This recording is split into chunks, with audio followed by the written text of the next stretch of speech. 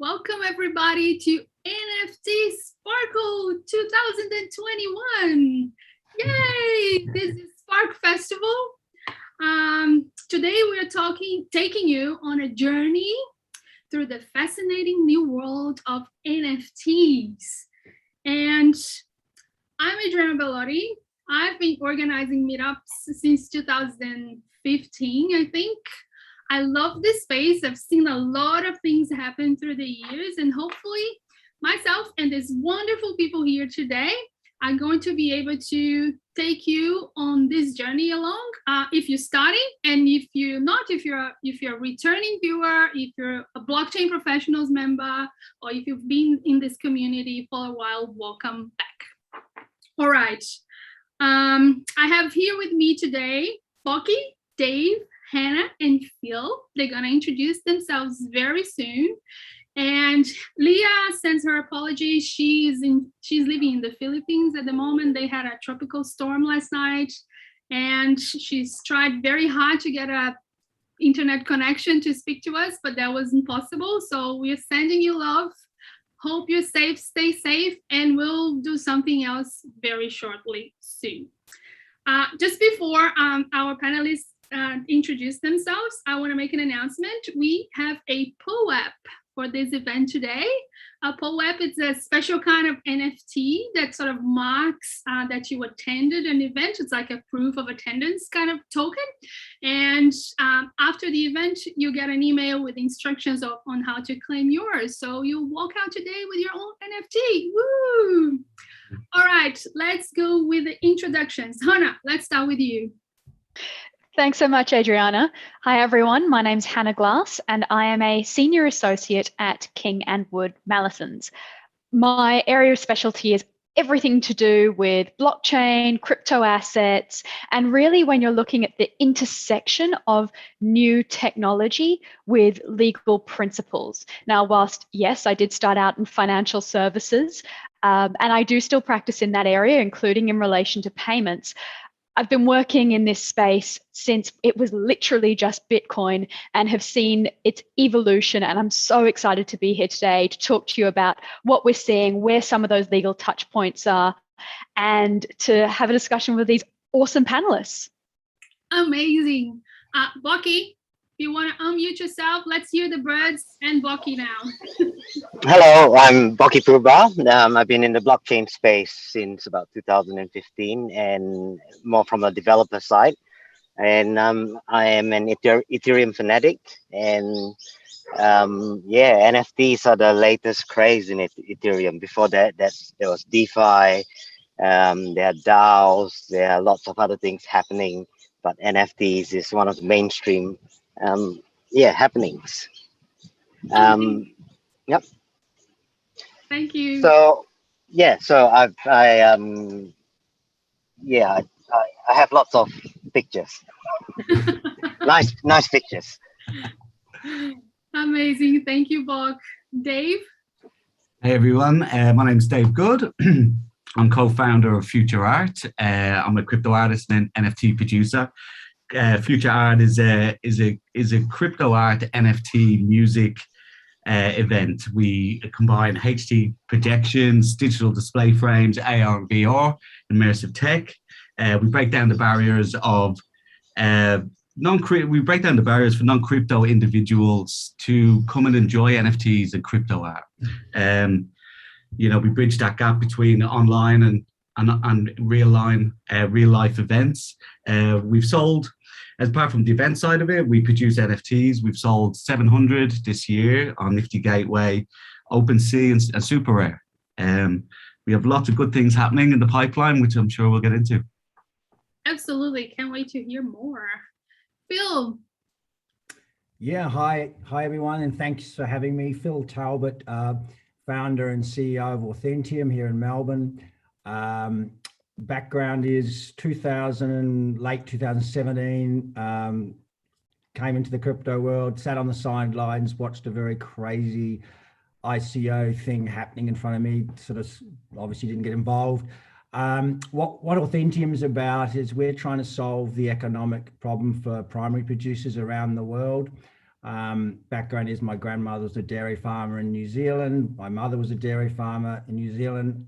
Go figure, I went high tech. And yeah, we've got a commercial product that's just about to be launched. Trials in Colombia, Ghana, Togo, Benin, Kenya, India, and we've got a shipment going out to Singapore next week. So I'm pretty excited by what the future is, and we'll explain how the NFT relates to what we're doing. So thanks for having me. I'm excited to be here. Thank you, Phil, and thank you, everyone. Thank you, everyone, putting comments on the live stream. Keep them coming. We're gonna go through some pre-organized questions, and then we'll get to your questions, so pop them in there. Let's get started with a definition. So, Hannah, what is a non-fungible token? And do they only exist in blockchain? Thanks. So I think when we're looking at a non-fungible token, the trick is actually in the name. Non-fungible, meaning it is not fungible. What on earth is fungible? Fungible is where something is exchangeable for something else. So we think about it as money, shares, or even grain. They're all fungible goods because it doesn't matter if you have $1 in your bank account or a dollar coin, it's still the same thing. Similarly, it doesn't matter if the grain is in one silo or another, it's still the same thing. Non-fungible, however, means something is unique. Token kind of just means that. It can be anything. So when we talk about non-fungible tokens in this world, what we're really talking about is the fact that you have something that is unique, or that is a digital record of something that is unique. And the reason why we look at this from a blockchain perspective and why blockchains are important is because previously, particularly in the digital world, we weren't actually able to have certainty that that particular parcel of data was unique. For example, if you have an image, which is a photo that is stored on your computer, you can send it out via email, via Twitter, via Facebook to whoever you want to send it. It doesn't matter if you've sent it once, you can always send it again. If, however, that is an NFT, you may be able to send the image of the JPEG to multiple people, but the record of that image that is recorded on a blockchain can only be sent once, because the use of the consensus mechanism of that underlying blockchain protocol prevents you from sending that NFT more than one time. Now, when we're talking about NFTs, we really are looking at the technology.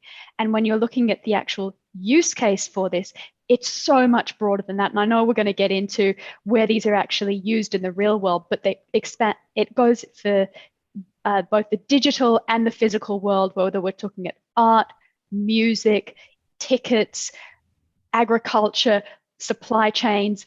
There are a huge number of use cases for these particular technologies, but it's not just a matter of that tech, it's a matter of what you're actually doing with it that matters. Right. So Bokky, how do blockchains make it possible for NFTs to be this unique thing? Hannah touched a little bit about that. Let's go a little bit more techy. So NFTs, it is like a spreadsheet or a database. And in the first column of the spreadsheet, you have a number, 1 to 10,000, say. On the second column, you have the owner of the token, that number. So Adriana might own token 0. Hannah might own token 1.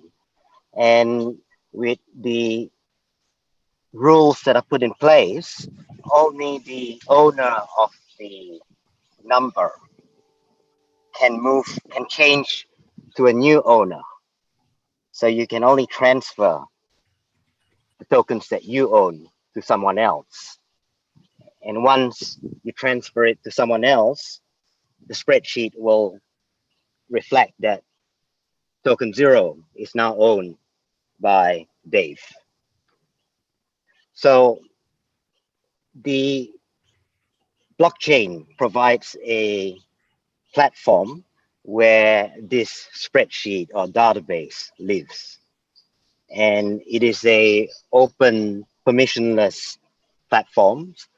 It's permissionless in that if you have got the coins to pay for the transaction fees, you can submit the transactions and interact with the spreadsheet of tokens, of owners of tokens.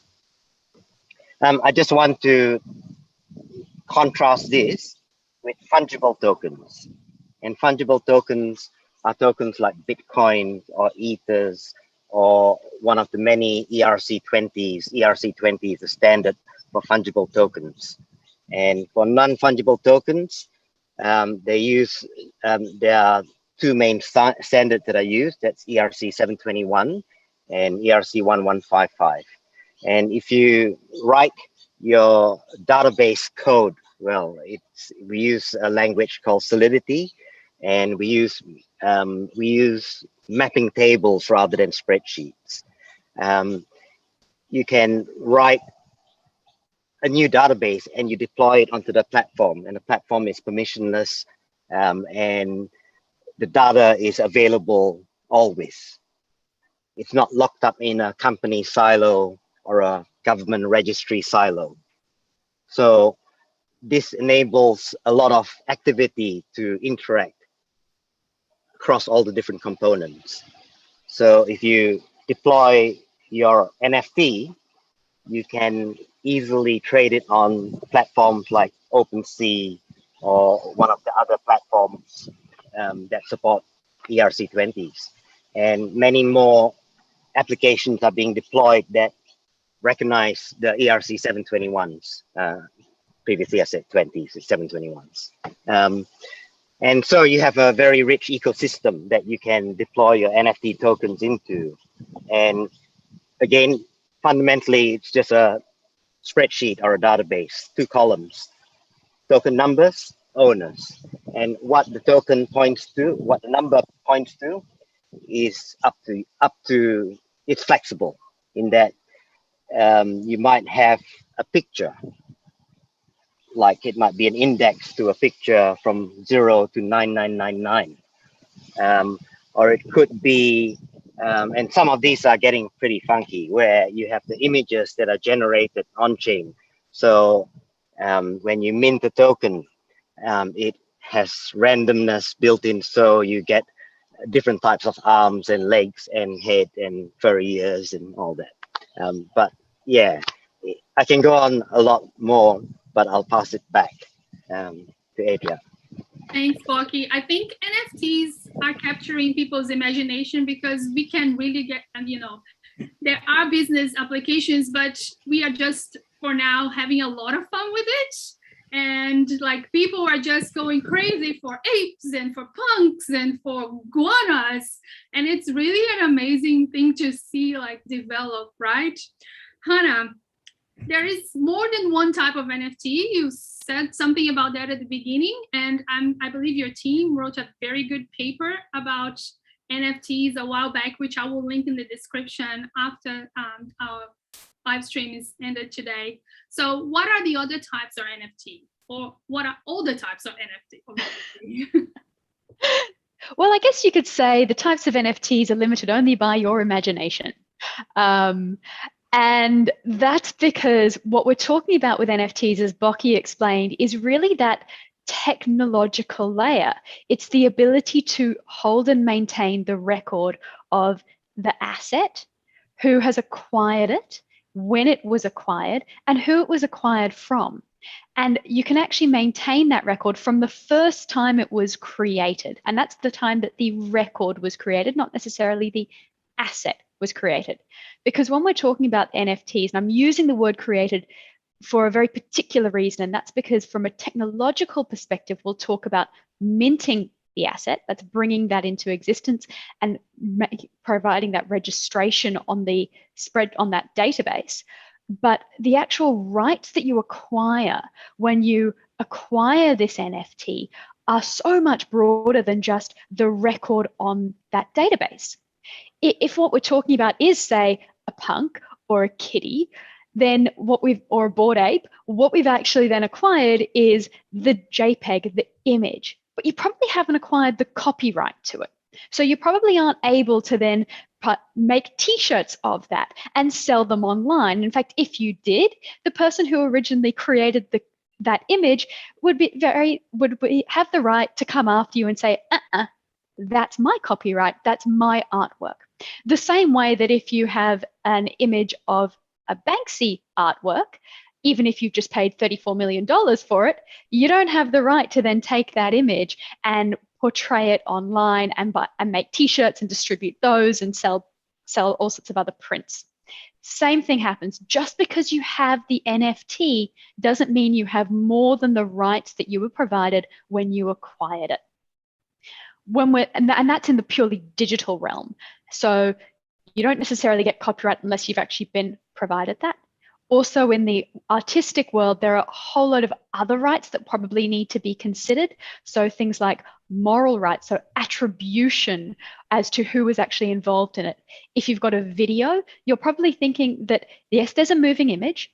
There are probably people represented in there. There are also maybe images in the background, and there is perhaps music. Now, Dave can speak to music way more than I can, but when you're in that world, there are a whole number of rights that are embedded in that piece of music, whether they be royalties that are provided to publishers, they're to distributors, they're to any person who's actually an artist who participated in the creation of that piece of music as a producer, as a musician, as a singer, as an author, as a lyricist.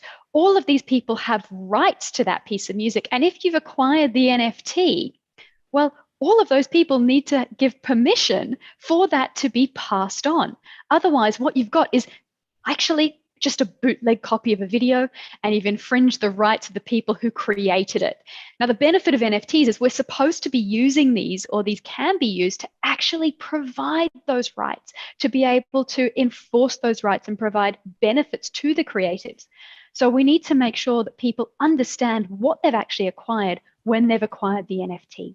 Now, moving away from the purely digital realm, if you're looking at, say, a supply chain, and the NFT is actually a record of the location of a particular bottle of wine in the supply chain. Perhaps it might be a bottle of Grange, which has been stored in a particular way and was purchased from Penfolds back in 1998. Well, you're going to want to know that that is the same bottle of wine that you've acquired, when you acquired it, how it's been stored. That record could be made through an NFT. But if you're providing that record in an NFT, you're not necessarily providing the bottle. The person who holds the NFT doesn't necessarily own the bottle. They just have a right to access the record in relation to the bottle, unless you've actually said that the person who holds the NFT has bought the rights to the bottle itself. So you can only drink the wine if that's what you've bought when you've acquired the NFT. So behind the NFT, there's a contract, right? It's Exactly. a smart contract that establishes all these details, whether you have the right to copy that and put it in a t-shirt, whether you can send copy of that to your friends and not charge them anything for it, or if you can charge them for copies. So everything that you can or cannot do with that said NFT is specified in the contract, and the contract lives in the blockchain, right? Not necessarily. So the blockchain contract will probably include some of that information about the NFT itself, that technological aspect. But all of these other rights, the rights of artists, the rights to the wine, the rights to any other sort of good that you've actually recorded in this way, will be set out in a contract, which may well be pen on paper, PDF, normal, boring contract. And it's important to think about where those rights are. So if you're acquiring an NFT through a platform, those rights may be included in the rules of the platform. They may be included in terms and conditions that they've put out. They may be included in additional rights that have been provided by the actual creator of the NFT and a contract that actually sets them out. In law, we have this concept of you can only provide what you have. So if you don't actually have those rights, you cannot pass them on. So it's really important to know when you've received an NFT, what you've actually got. Is it just that digital reference? Is it just a right to look at that digital reference? Or is it actually the rights to something else? And in order for those rights to be enforceable, you're probably going to need to have it set out in something which a human being can understand.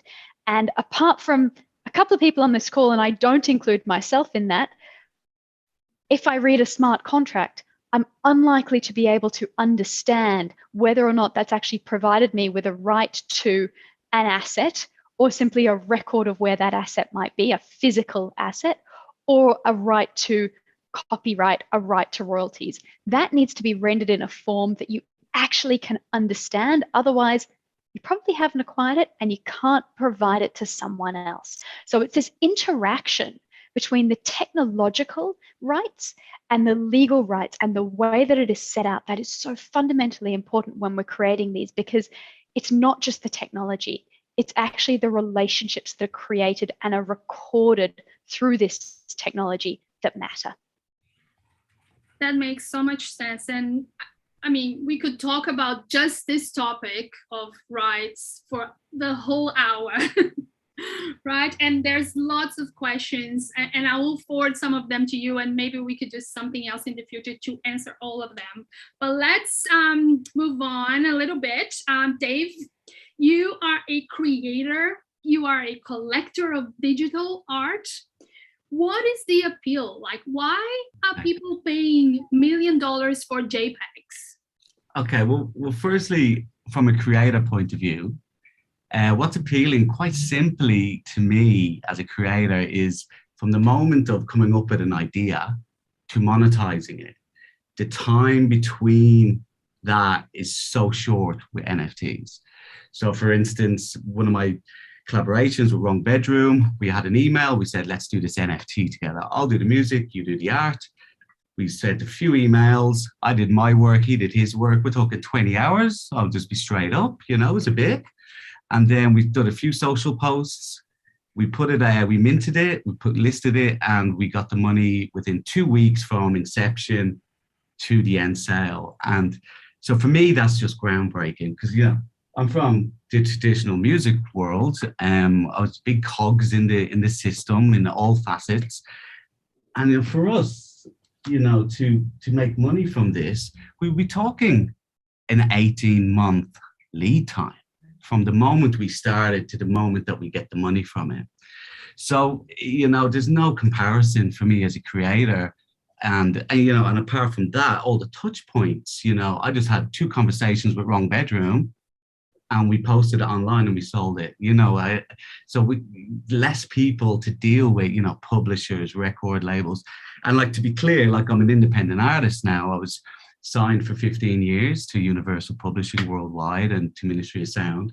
And we, in 2020, we delivered everything which allowed me this, you know, allowed me to go ahead and do NFTs without having to deal with all them and everybody taking a little piece of the pie through it, which is needed. I understand it, but for me, 15 years later, if I can remove all that, it makes me a free independent artist. And so that's, you know, as a creator, that is the most appealing thing about NFTs.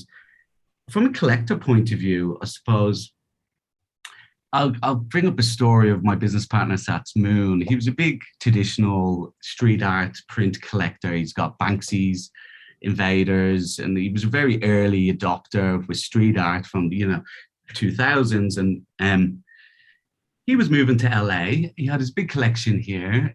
You can't really insure some of these things. It's very difficult to insure Banksy and, you know, all this stuff. So he put it all in storage. He thought it was a great storage. It was fireproof and all this, but it wasn't. And it burnt down. His whole collection went to dust, which was devastating for him. Devastating for him. And not just the art, you know, his whole life, you know, all the stuff he's collected throughout his whole life. So he was devastated, but he got over it, just about. And he found crypto art and he just thought, here we go. Like, here's an asset of really cool art that's very valuable that that I don't need to store. Sure, I've got to have it in my wallet that's secure, but I don't, if I move into LA, I don't need to ship it anywhere. I don't need to insure it. And so that was the biggest appealing thing to get us into collecting NFT and crypto art, was just purely the fact of it's being digital, and it's, you know, it's not, it can't be burnt down, it can't be washed away. So, you know, that was really good, but also the liquidity in it as well is really important. You know, if you look at the Damien Hirst project, Currency, he released 10,000 NFTs, which is a lot of paintings for Damien Hirst, 10,000 at one time, but he sold them all. He made 20 million, it's amazing. But since he released them to market, they've done 64 million or something silly like this in secondary sales. I mean, the traditional art market couldn't get, and that's in 2 months. Like, the traditional art market can't touch that type of liquidity. So from a collector's point of view, that's great. And another thing that's really appealing about it all is the community. You know, when I first started in the crypto space, it was going to Bokky's workshops twice a week for years, or like 2 years. And, you know, these guys are all rocket scientists. Let's be serious. They're some serious guys here. And I'm from the music industry, and I'm a noisy DJ. I program music and stuff. I don't program Solidity. I always say that's much more sexier what I do, Bokky, than what he does. But anyways, what I'm saying is that the community and the devs that we went to really created a bit of a, you know, it was a really good environment to really foster. And when the pandemic hit, we couldn't do it anymore. And we kind of felt I really felt a gap, you know, because I really enjoyed that community aspect. And that's when crypto art came, which Sats showed me crypto art. And the community was just so welcoming. You know, it wasn't like the traditional music industry where people don't push each other. It's very competitive, really competitive in the music industry. Like, it's one of the most cutthroat in the world, where the crypto art community was just so welcoming. Everybody thought we were on the cusp of something great, and, you know, it was all going to happen. And this is before crazy sales. Like, I remember when Trevor Jones sold the piece for $50,000, everyone lost their mind that an NFT could be worth this much.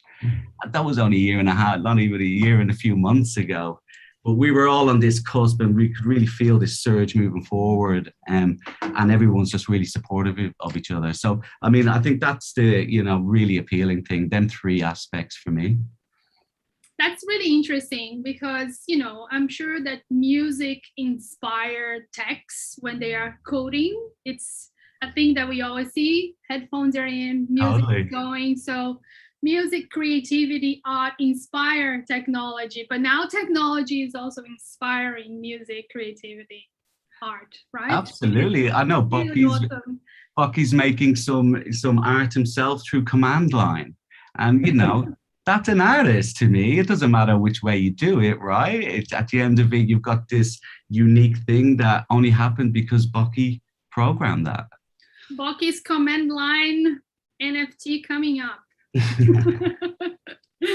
All right. And one other thing that you said that was really interesting, and is a segue for what we're talking next with Phil, is the disintermediation of the industry. Right now, the artist has direct access to their community and can, you know, bypass the middleman, which, Phil, is something that you want to do with Authentium. So let's talk a little bit about using NFTs in the supply chain environment, and how does connecting physical goods work with NFTs, as Hannah mentioned before. Yeah, thanks. Oh, by the way, Dave, that was awesome. Thanks. You took a lot of the decentralization. So the one of the biggest things and we're in the food supply chain, is, you know, disintermediation, decentralization. So back in essentially February 2018, what we did was we worked with RMIT, some great folks there, and, you know, what we did is we created an NFT that was a digital representation of goods, or in this case food, moving through the supply chain. So this was a certificate of custody. So whoever held the NFT in their wallet In this case, what we do is we mint an NFT. So a primary producer would say, okay, I'm going to ship $100,000 worth of pineapples from Queensland. I'm going to send them to Dubai. They can create a consignment. And so they go into an admin panel that we have, they create a consignment. What that does, that mints an NFT, and that says that, like the primary producer, he doesn't really know this, but what happens into his wallet automatically, he gets sent the NFT, and that says that, well, you have those those pineapples, okay, and therefore you have the custody of those pineapples. Now, what happens is a driver or logistics provider comes up, grabs his mobile phone, they scan each other's mobile phone, and they assign that NFT to the driver, because now the driver physically has custody of the goods. And this process repeats, and it's a physical interaction between two mobile phones. And ultimately, the buyer in Dubai gets a knock on the door and says, mate, pineapples from Australia. And what happens is the driver scans the buyer's mobile phone. The first thing is, unlike Australia Post, are you John Smith? Yeah, I'm John Smith. I got some goods for you. Sign a smiley face. And actually, the Australia Post guy has no idea if he's actually delivering that to the correct person. With our system, if that's not the public key of the person who bought the goods, then he doesn't hand the goods over. So we've got some authentication, some security. So essentially, the buyer says, "Yep, those pineapples are in good condition. I'm really happy with that. I'll accept those goods." Now, essentially, now the buyer has the NFT, and now the smart contracts are waiting for that NFT to hit the buyer's wallet, and then atomically transfers and pays the seller and the logistics company instantly. So to Dave's point, rather than the primary producer selling to Coles or Woolworths and waiting 90 days to get paid, if at all, they now get paid on delivery. And now, by doing this, we're removing intermediaries. Primary producers now can deal directly with buyers around the world. There's the economic power, which essentially Coles, Woolworths, and any supermarket in the world has that economic power. And if you actually dig deep around the world, what you'll find is that primary producers, farmers around the world are exploited. By the way, they're cartels. I'm not saying supermarkets are cartels, so don't quote me on that. But what I will say is that there is a lot of coercion, there's a lot of middlemen. And we're dealing with some primary producers in Colombia, in a place called Boyacá. These people are the most lovely people. They're producing one of the most exotic blackberries in the world. And we had a call on Tuesday, and they're selling those blackberries below the cost of production. And they have no economic power to negotiate. And this is a massive problem around the world. So we're an environmental social impact project where we want to change the way in which, and I've come from a dairy farming background, my parents, and this is a massive problem globally. And we're really trying to do our best to try and transform this by using wonderful technology like NFTs. So that's kind of how we're using NFT technology today to improve the lives of these disenfranchised farmers around the world.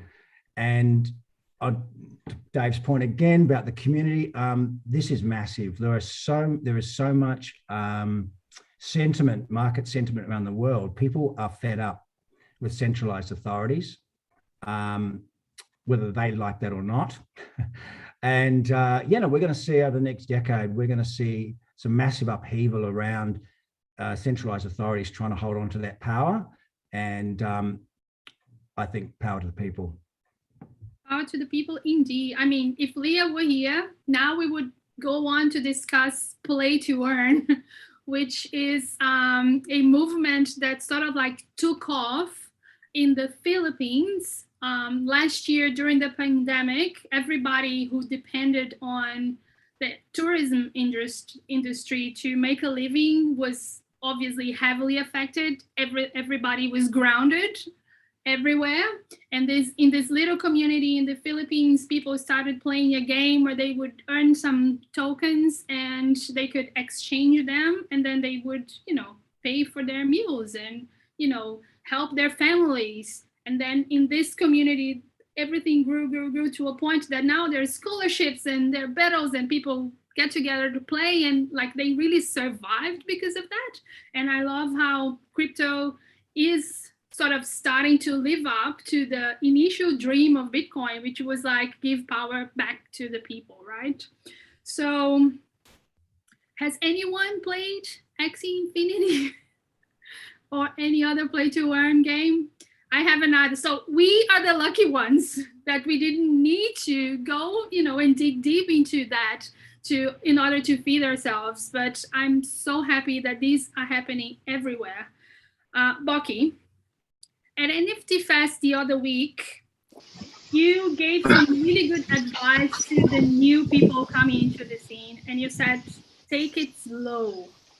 Like when you're starting in the space, take it slow. Do you mind revisiting that a little bit? Why is it important to, take your time to explore when you first come into the space? Oh, well, the social part is that there are many scammers around. So you have to find where you can get quality information from.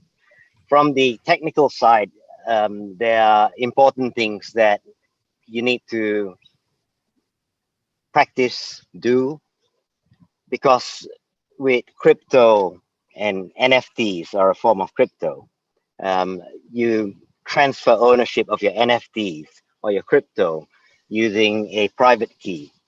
And if that private key is leaked, if your computer has a Trojan or a virus that sends your private key to some hacker, they can empty your account.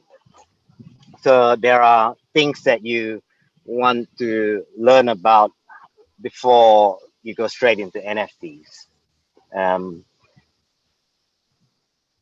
How to manage your wallets. Hardware wallets are one of the most secure.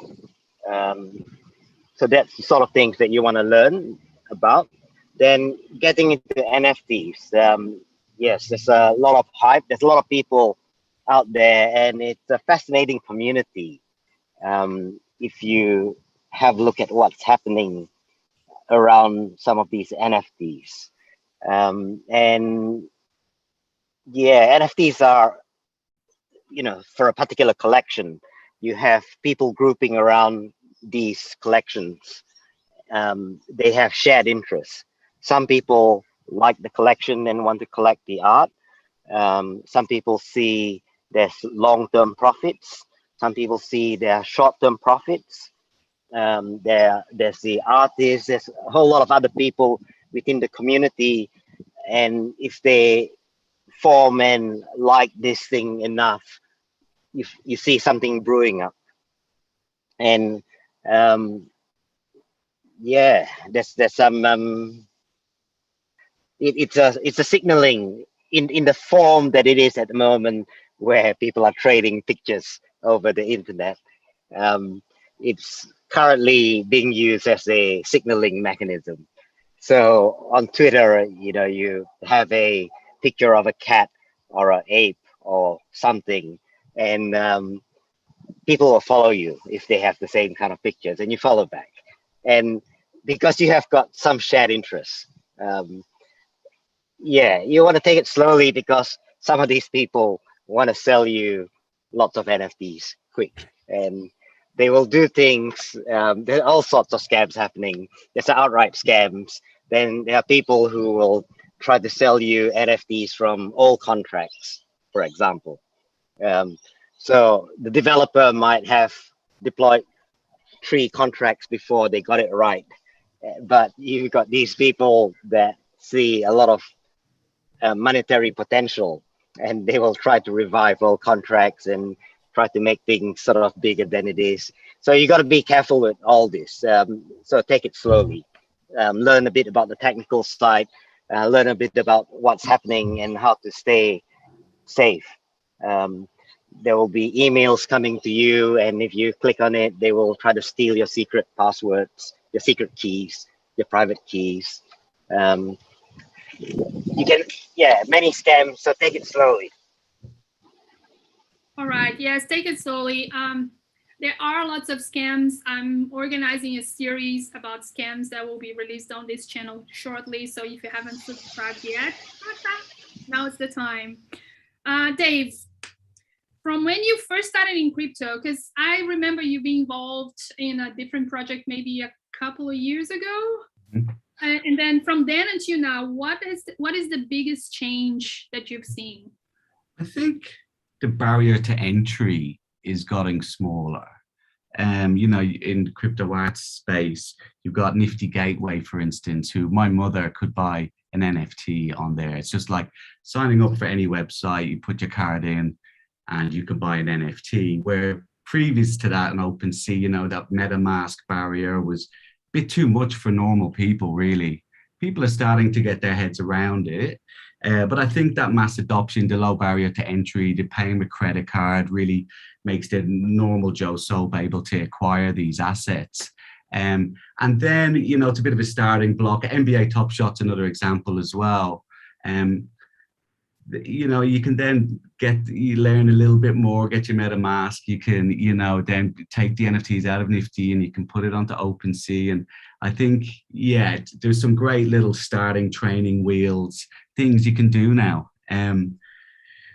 Like it used to be a very fringe type of tech thing that we were all doing. Now I'm getting calls left, right, and center about how do I get some NFTs, you know, literally every day now.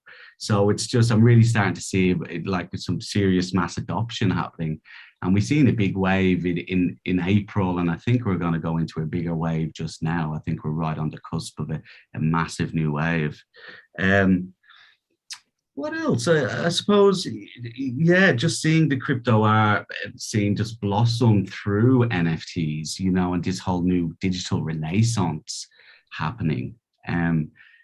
There's a whole lot of copyright issues I know that Hannah was just touching on, and a lot of like real hardcore crypto art punks, you know, they don't care about copyright. This is the blockchain, try and stop me. You know, there's a bit of that, but you know, that's their fringe on the fringe, you know, and yeah, I could see, you know, I suppose the space is just really blossomed, and we have so many different aspects and different communities, you know, even in the board yacht out clubs, there's like massive groups just for the blue beamers. And, you know, just for the guys with the orange background, they've got their own thing going down, you know. So yeah, the community side is just like exploded. And I think people can really get around, you know, when they've got a shared interest through a blue beam. You know, they've got a crew of 100 people there that they're loving, and they're in Discord every day chatting to. So I really see, you know, that's been a massive part of the adoption side of it, is the community. And Discord's got a lot to do with that, I think, as well. Yes, absolutely. I love seeing the tribes around each project and everybody popping up there. They're different. Like a lot of people that I know, including you, Bokky, every week there's a different Twitter avatar with a different NFT, and it's like so fun to watch it all unfold. Phil, going back to business a little bit, there's a multitude of blockchains out there, and we're only just starting. There'll be many more in like 2-3 years time. How does someone go about choosing which blockchain to use, and you know, what influenced you in choosing Algorand? Yeah, great question. Probably best to go a bit back historically. So when we started out in February 2018, pretty much smart contracts equals Ethereum. So what that meant was there was little choice. And if you're a business and you're wanting to run a business on a blockchain, you want certainty. You want to know what your transaction fees are going to be like. You want to know the three aspects of any blockchain: security, scalability, and decentralization. And what I learned was what people think is decentralized may not necessarily be decentralized. So for example, you actually realize on Ethereum 1, the miners actually do have a lot of control.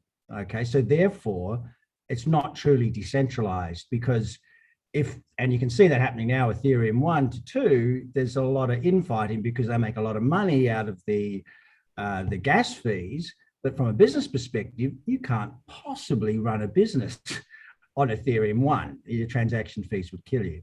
So one of the things you've got to do if you're looking at what blockchain platform you want to choose, you've got to look for something that's going to be there in the long term. Because if your blockchain disappears or has problems, for example, very popular blockchain at the moment, Solana, they had a 10-hour outage. Okay, the whole blockchain was out for 10 hours. If you're running a business, that ain't good. So, yeah, so there's quite a number. So, you know, there's layer 1 blockchains. I won't get too technical. Layer 2 blockchains like Polygon. One of the things that you want to do is if you can operate at layer 1, you're going to have a lot more security, you're going to have a lot more speed. And so what we did when we did an arrangement in September 2019, an Italian chap by the name of Silvio Macali came to Melbourne and Sydney from Algorand. And I was very, very grateful. I had a 45-minute chat with this guy. In fact, we were just having a glass of champagne at the back. I didn't know who he was. I chatted in 45 minutes and someone came and tapped me and said, "Oh, Silvio, you're up." And I'm like, oh my, and it was obviously the mathematic Turing Award winner, global guy at Ethereum called Silvio. And anyway, he loved what we were doing. And when he told me, as you can, the inventor tells you why his blockchain's the best, that was it. So we chose Algorand for a number of reasons. Truly decentralized at the protocol level, transaction fees fixed at 0.0001 cent algos, instant finality of transactions. So that means basically the block has been written at the same time. So there's no gap, and that's a security risk, because if you're waiting, you know, 7 rounds for Bitcoin or whatever it is, that's a security potential for people to come in and make changes. So being truly scalable, 1,000 transactions per second at the moment on Algorand. I think it's 7 for Bitcoin, 15 for Ethereum 1. So speed is important, and obviously, that's the scalability. And you know, we can't wait. We want to wait 7 minutes for doing a transaction Bitcoin to be finalized. So that's why they create Lightning networks and other high-speed networks. Security. So security is all around the consensus protocol. And what we've learned is that one of the best things about Algorand is it has randomness built into the verifiable function. What it basically means, a committee to select the block is chosen every round, and that committee disappears. It's because it's randomly selected. So you can never find out who the block, people who voted on that block, because they're gone, they disappear, and they're randomly selected the next time. So it's inherently impossible by way of the consensus protocol to hack it. And that's why Algorand has never had a 10-hour outage, let alone 1 hour outage, let alone 10 seconds outage, let alone 1 second outage. And for a business, if you're thinking about choosing a platform, you need to think about those sorts of things and make sure that that blockchain has those, those essential ingredients: decentralization, scalability, and security, and make sure those things are, are all adhered to. Great. Bokky, is it raining where you are? On and off. Okay, I just looked out the window and it's raining quite a bit here. What is Ethereum doing about their high fees, and what is happening there? I know there's a bunch of upgrades happening in their main net. Lots of special things are coming, and some have arrived already. So the main Ethereum blockchain at the moment is a proof of work, and there are plans to move to a proof of stake, and it gets technical. I can spend hours talking about it. But what what has come online recently are what they call the layer 2 blockchains. And these are separate blockchains that hook up through algorithms and maps to the Ethereum network. So only a small bit of data from these layer 2s need to be written to the layer 1 Ethereum blockchain, which currently is a proof of work, moving to a proof of stake. And what this provides the capability for is for many of these layer 2s to hook off the main layer 1 blockchain. And what happens is that the layer 1 blockchain security, along with the algorithm and maps of some of these layer 2s, provides the security from layer 1 to layer 2. So you can have fast, cheap transactions on the layer 2 with the security guaranteed by the layer 1 through maps and algorithms. And the maps and algorithms that are currently being used is they're called zero knowledge proofs, roll-ups, and some other techniques. I don't know the inner details, the finer details of these things, but it is pretty funky. So with Ethereum 2 coming along, and I don't know the actual time frame, it might be end of this year, early next year, and there are several different stages. The idea is to have the Ethereum 2 running where you have your current Ethereum 1 running as a shard, and you have other shards that are running. So you have the Ethereum 2 will provide parallel shards, where one of them will be the current Ethereum 1, where the NFTs are happening at the moment. And the other shards allow data to be stored in it. So you can have lots of layer 2s hooking up to the Ethereum 2, the various shards. Infinite scalability, almost. And this is fascinating because when you have the maps and algorithms giving you the security, you can run an exchange, for example, on a layer 2. So you have a centralized exchange currently where it's all run by private keys that have to sign things based on database entries when you trade, right? When you deposit your Bitcoins, it goes into a database entry, and then you trade. And then when you withdraw, the centralized exchange has to sign a transaction to transfer the Bitcoin back to you. With the layer 2, the operators of the exchange can be set up in a way where they don't have control over your money. They provide a service, the exchange service, and it is non-custodial. So there's some funky things happening, and layer 2 is where a lot of the research is occurring. Yeah, place to watch. Place to watch indeed. And there's Algorand, Ethereum, Solana, as Phil said. There's Near, Infinity, Celsius. There are so many blockchains, and everybody has NFTs now, and it's getting very hard to keep track of everything. So yes, that's why that advice of taking it slow if you're new in the space, I think it's really important, because you could really be taken for a ride if you click on a link that might be malicious, and people will steal your data, take over your computer. Like security, when you're doing anything online, it's really very important.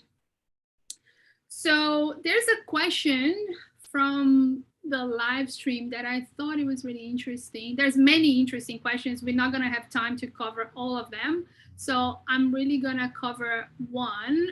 I can't find it now, but it was something like, what did this all mean for the person who buys the NFT? So what do they have? How do they check that they own what they own? What are the checks and balances that they have to do when they purchase something?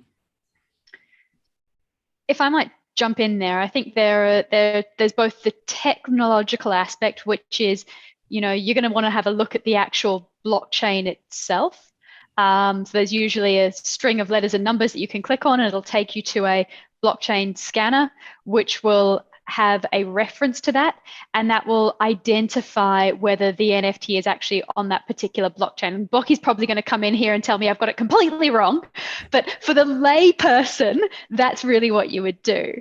From the actual perspective of what have you actually acquired, and this sounds really boring, but you're going to want to look at, what has been displayed to you. So is it an image?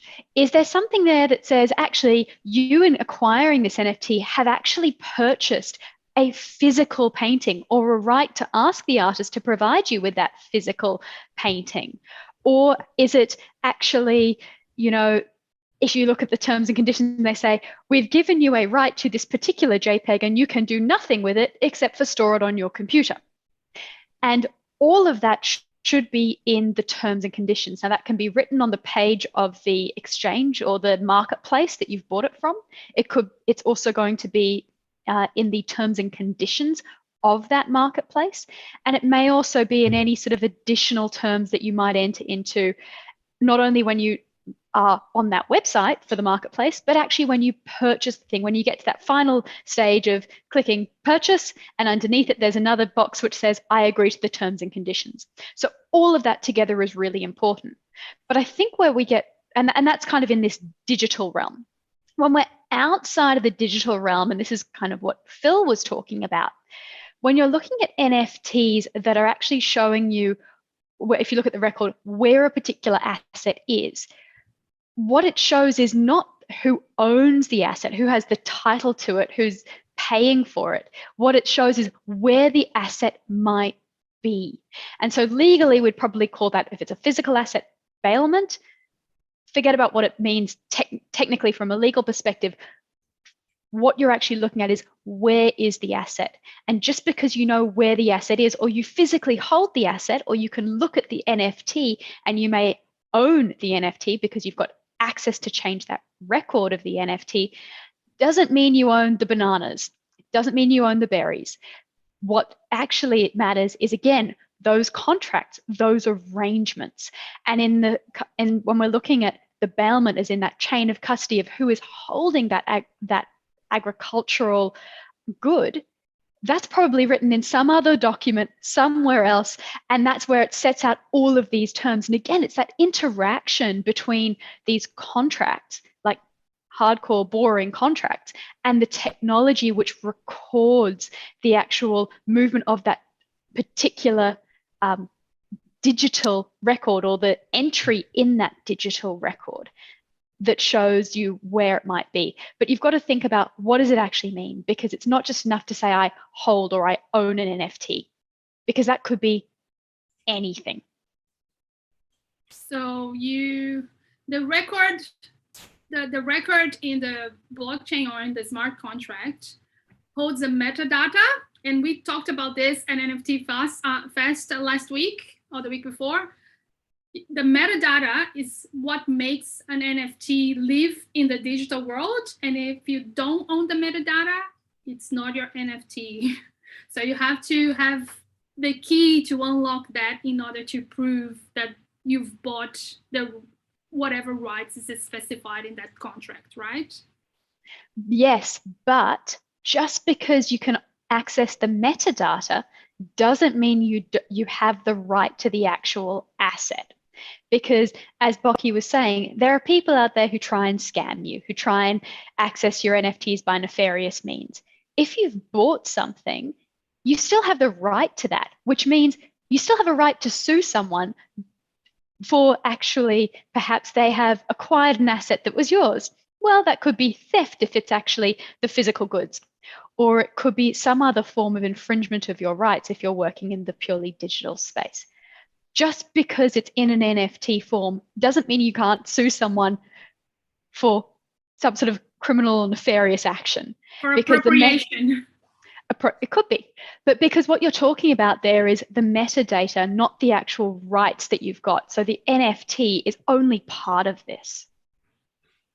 And what happens if, for example, I purchased an NFT via OpenSea, and then that site like no longer exists in a year time? What happens to my NFT? How can I access that? So it depends. Oh, go for it, Bokky. Your NFTs will live independently. They all live independently. And there will be many other exchanges that are coming up soon. And I'm trying to build one as well, a zero fee exchange, because an NFT at the lowest level, again, is just like a database entry of you've got a number, who owns that number.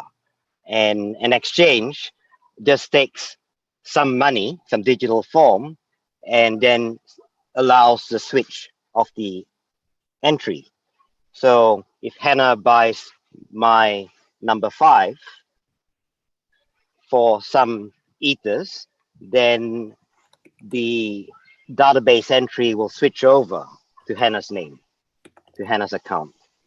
At the lowest level, NFTs are just database entries, and the exchanges like OpenSea allow people to express their preferences. Like I will sell my NFT for 3 ethers, and a buyer can then come and execute against that order.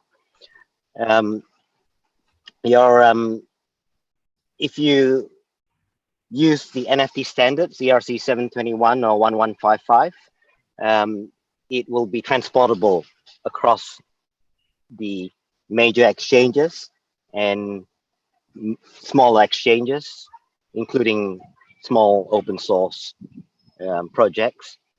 They're happening, and there's a lot of other things happening around the ERC 721s, fractionalization. That's a bit more risky from the regulatory point of view, but it opens up some fascinating mechanics of ownership of these things. And I think that's one of the good things about blockchain, because the records will live there. It's just how you retrieve them, right, Phil? It would be the same for you in case something happens. In someone who had bought a farmer who has sold the blueberries would still be able to retrieve his records by going back to the blockchain, right? Yeah, there's a really important distinction that people need to be aware of, and the difference between a public blockchain and a permissioned blockchain. Because if it's permissioned, you may not have access to do what we're talking here. But if it's on a public blockchain and OpenSea just disappears, any application that sits on that blockchain can disappear in the future. The actual, we've heard about it, it's carved in stone that Hannah owns this particular beautiful piece of art, and that cannot be taken away from her if it's on a public blockchain. So again, when you're choosing blockchains, my preference, even though a lot of people like IBM say we want a permissioned blockchain, personally, a public blockchain is the way to go. It protects everyone, and yeah, that's probably the only comment I'd make. Absolutely. All right, we're coming up to time. And just before we say our goodbyes, I'm just gonna ask this to all of you. What is your #1 tip for everyone watching today? Bokky, let's start with you. Go slow. It's complicated. It took me so long to learn all these things, and yeah, you just have to go slow and slowly pick up the information as you go along. It crosses so many different subjects, the whole crypto space.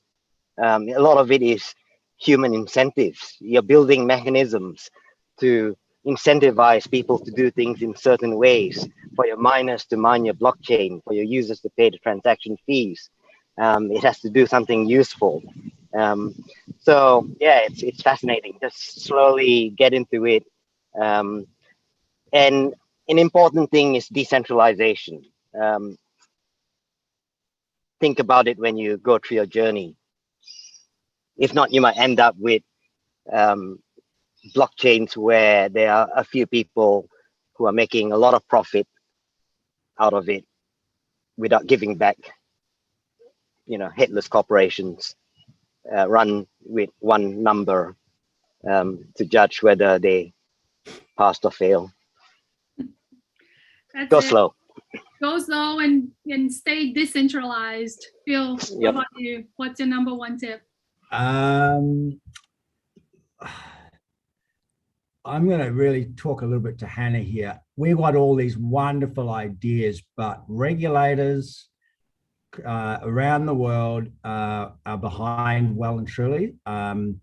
So get really good legal advice around what you should and shouldn't do, because you might have the best idea in the world, but someone like the SEC comes knocking on your door and says, hey, as Uniswap is finding out themselves right now, they want to know, because just really simply, a protocol can be decentralized and they're not interested in the protocol. They're interested in the people behind the protocol.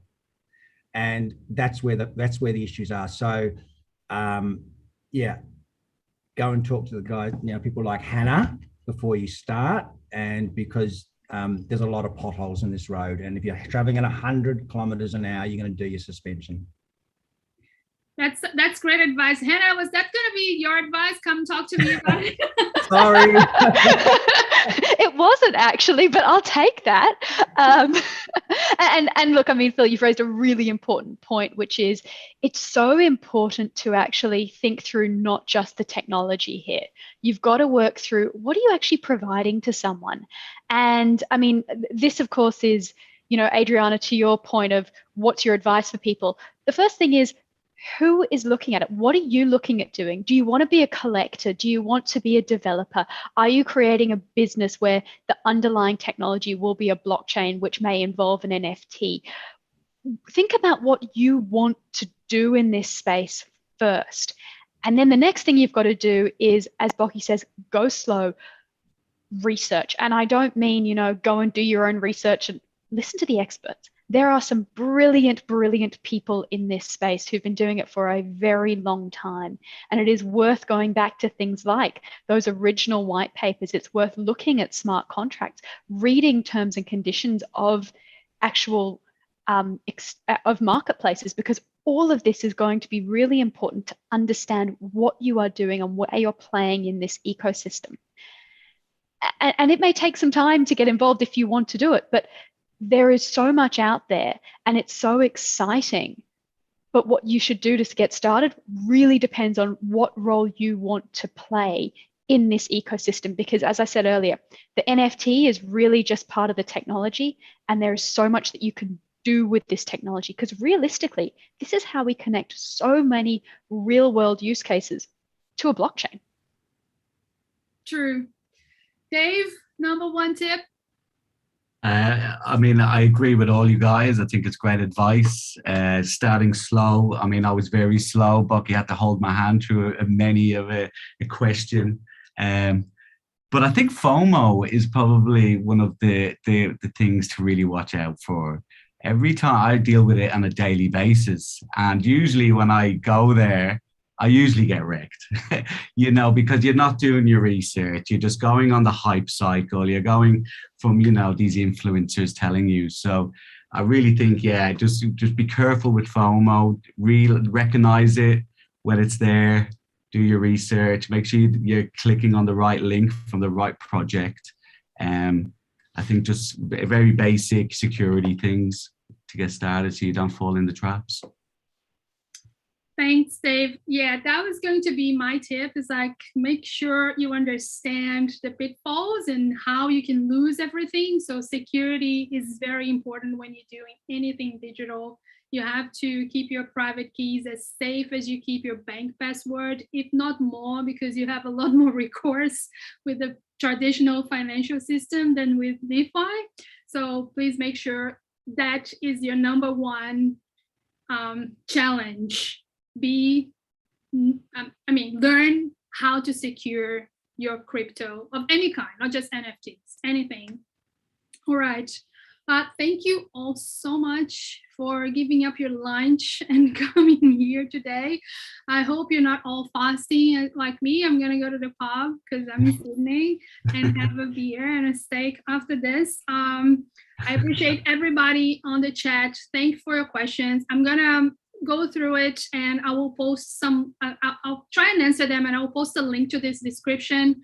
Make sure if you sign up via Spark Festival that you look up at your email and you claim your Poobah NFT Sparkle for Spark Festival 2021.